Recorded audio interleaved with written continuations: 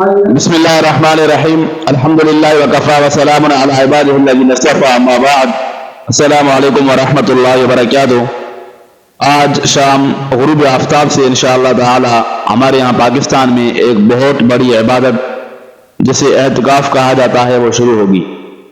اعتکاف بہت بڑی عبادت ہے اور آپ صلی اللہ علیہ وسلم جب مدینہ طیبہ تشریف لائے تو آپ صلی اللہ علیہ وسلم نے آخر زندگی تک کبھی بھی رمضان کے آخری 10 دنوں کا اعتکاف نہیں چھوڑا۔ تو اس کے متعلق کچھ عرض کرنا چاہتا ہوں۔ سب سے پہلے یہ کہ اعتکاف کی روح کیا ہے۔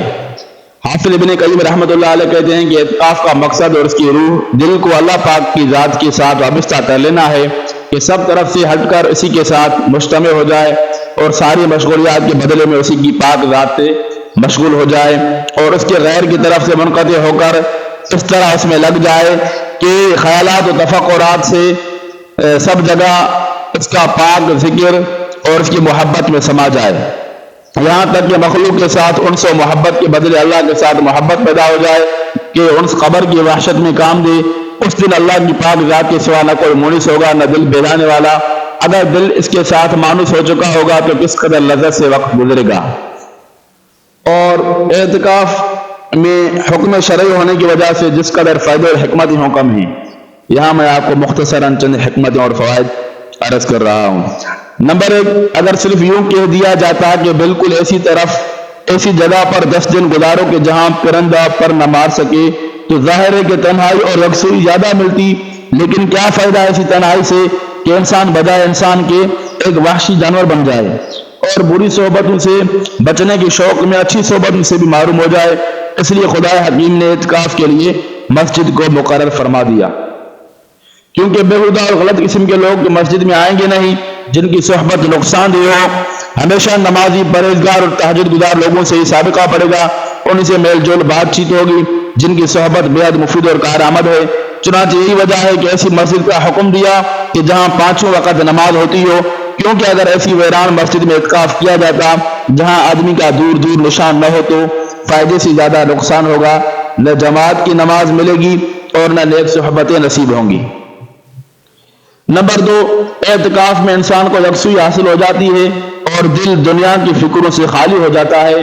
انسان کی توجہ کو خدا سے ہٹانے والی چیزیں، چاہے وہ انسان کے اپنے اندر ہو یا باہر، جب انسان تنہائی میں رہے گا تو آہستہ آہستہ ختم ہو جائیں گی اور دل پوری طرح دنیا کے خیالات سے فارغ ہو کر اللہ کی طرف متوجہ ہو جائے گا اور اس میں عبادتوں کے انوار و برکات حاصل کرنے کی صلاحیت پیدا ہو جائے گی۔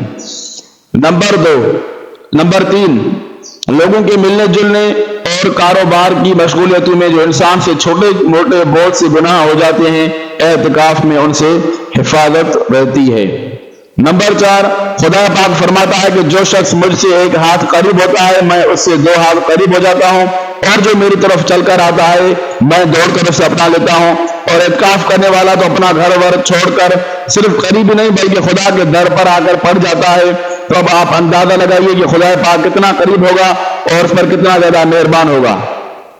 نمبر 5، شریف لوگ اپنے گھر پر آئے ہوئے مہمان کی عزت اور خاطر تواضع کیا کرتے ہیں، تو کریموں کا کریم اور داتاؤں کا داتا، ہم سب کا داتا اور ہم سب کا کریم جو سب سے بڑا کریم ہے، اپنے گھر پر آئے ہوئے مہمان کی کیا کچھ نہ عزت اور اکرام کرے گا۔ نمبر 6، شیطان انسان کا قریبی دشمن ہے، لیکن جب انسان خدا کے گھر میں ہے تو گویا مضبوط قلعے میں ہے۔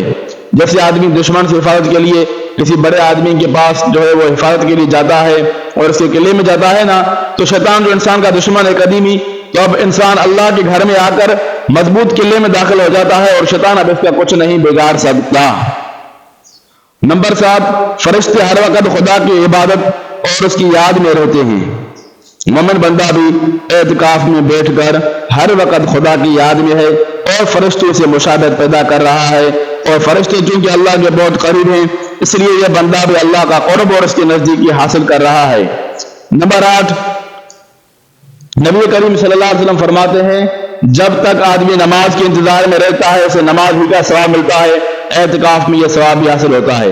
نمبر 9، جب تک آدمی اعتکاف میں رہتا ہے اسے عبادت کا ثواب ملتا رہتا ہے، خواہ وہ خاموش بیٹھا رہے یا سوتا رہے یا اپنے کسی اور کام میں مشغول رہے۔ نمبر 10، اعتکاف کرنے والا ہر منٹ عبادت میں ہے، تو شب قدر حاصل کرنے کا بھی اس سے بہتر کوئی طریقہ نہیں، کیونکہ جب بھی شب قدر آئے گی یہ بہرحال عبادت میں ہوگا۔ اللہ تعالی ہم سب کو اعتکاف کی برکات نصیب عطا فرمائے۔ اور یہ مبارک عشرہ چل رہا ہے، آخری عشرہ چل رہا ہے، اور آپ صلی اللہ علیہ وسلم نے فرمایا وآخر عتق من النار، آخری جو اس کا عشرہ ہے وہ آگ سے آزادی کا ہے۔ اللہ تعالی ہم سب کو آگ سے، جہنم سے آزاد عطا فرمائے۔ ہم سب کو اپنی دعاؤں میں یاد رکھیے گا۔ اللہ تعالی سب کے نمازیں، روزے، اعتکاف، تراویح اور قرآن مجید کے ختم قبول فرمائے۔ السلام علیکم ورحمۃ اللہ وبرکاتہ۔